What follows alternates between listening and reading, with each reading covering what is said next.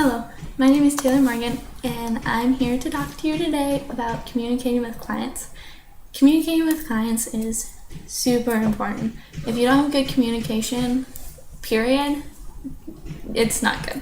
But if you don't have good communication with clients, then a lot of jobs won't accept you because clients are a main part of their business.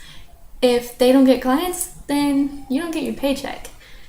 Let's start with helpful tips to keep in mind when communicating with your clients. First off, don't interrupt them. If you interrupt them, that shows you don't care, or what you have to say is way more important. No matter what you have to say is not nearly as important as what your client is telling you at that exact point in time. They could even be telling you something that has nothing to do with the project, but it is still more important than what you have to say. Listen closely. If your client feels you're not listening to what they have to say, they're going to shut down and most likely move to another possible business or possible person to work with. To make sure they know that you're listening, make sure you interact with them, answer questions, ask questions, nod your head, say yes, say no, let them know you're listening to everything they have to say. Be aware of the amount of knowledge that your client might have. Let's say you're a car salesman and you start talking about the engine. Your client can't guarantee that they know exactly what you're talking about. They don't know what you're talking about. It's all going in one ear and out the other. And so make sure I don't want to say dumb it down, but make sure they can understand what you're saying. Be positive, not negative. Your client wants to hear what you can do, not what you can't do. And if you keep saying what you can't do, then they're not going to be confident in you. And if your client's not confident in you, then you're not going to get anywhere with this client. You're not going to get a sell. You're just done for. So use the word can, not can't. Be careful with your words and phrases. If you're not careful with your words and phrases, things can be taken the wrong way. You don't want to talk to them like you talk to your mom, your dad, your best friend. Some of the things they say, you would say to them, could be taken differently. Your client doesn't know you like your friends do, so if something you said to them might be taken wrong, they won't want to work with you. For example, if you say you too many times, it can become super defensive, so try to avoid saying you in some certain phrases. Anticipate possible questions and comments. Before you ever meet with your client or before you sit down and start to talk, go through possible questions you can get through your head.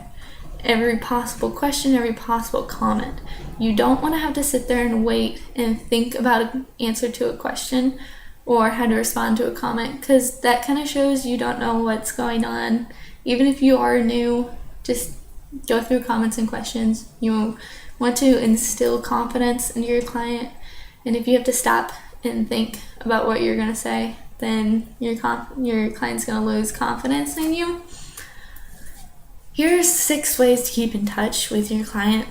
Emails. Emails are the main way to get in touch nowadays. Everyone has an email. Before sending out an email, reread it. Read it to a T. Once you hit that send button, you can't get it back. Make sure everything is clear. Don't say we or you. Don't say it.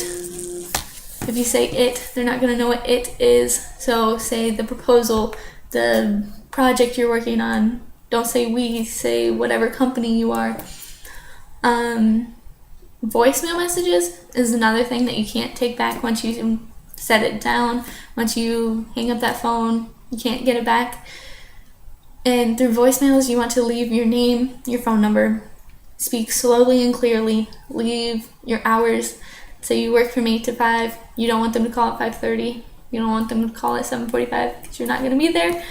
So you want to give the times that you'll answer the phone. Auto email response. This thing can work wonders. It's good for if you're going out of town and you can send this out to all your clients and all possible clients. Make sure you tell them you're going out of town, the dates you're going out of town, Let them know if you'll be close to a phone. Let them know if you'll be able to check your emails. This is also good for, let's say you're going out of town for 2 weeks and someone calls and wants to work with you. They will get this email responder, and so they know you're out of town and they know when you'll be back, and you can keep in touch.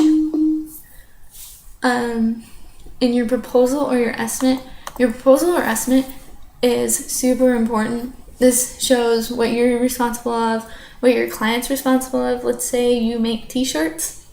Your client, you want to set in stone that your client isn't responsible for sending you the design and the quantity that you want, while at the same time it shows you that you're responsible for the date that needs to be shipped off, the date it needs to be in the client's hands, and also shows you the design and everything.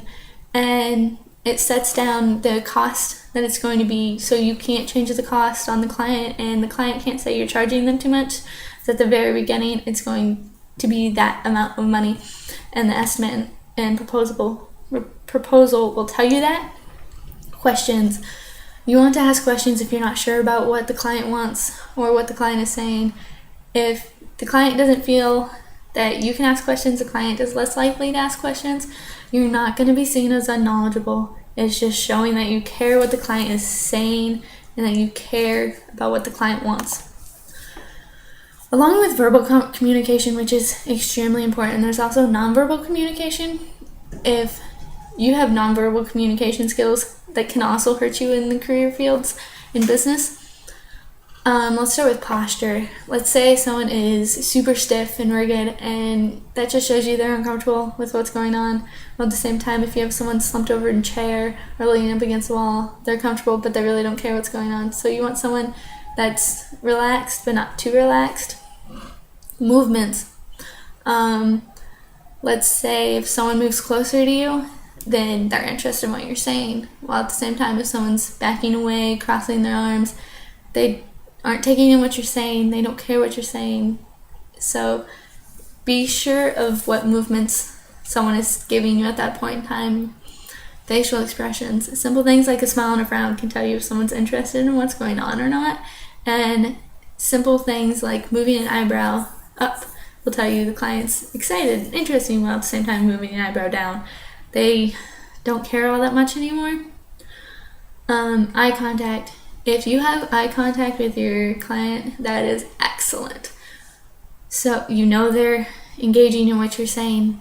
They're listening. While at the same time, the minute client starts looking around, they don't really show they care anymore. They don't really care anymore.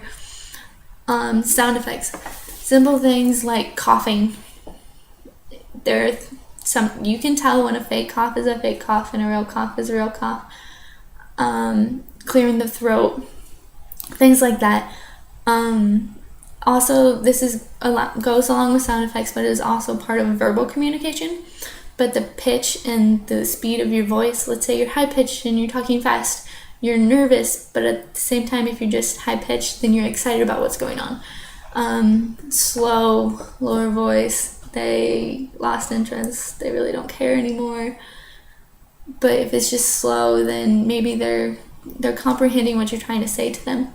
So all in all, communication is a prime thing. It is super important. You want to have good communication skills. You want to have good communication skills with your clients. If you don't have good communication skills with your clients, you're not going to get clients, and that's going to affect your paycheck. It's going to affect your job in the end. So communication with clients is super important. Thank you.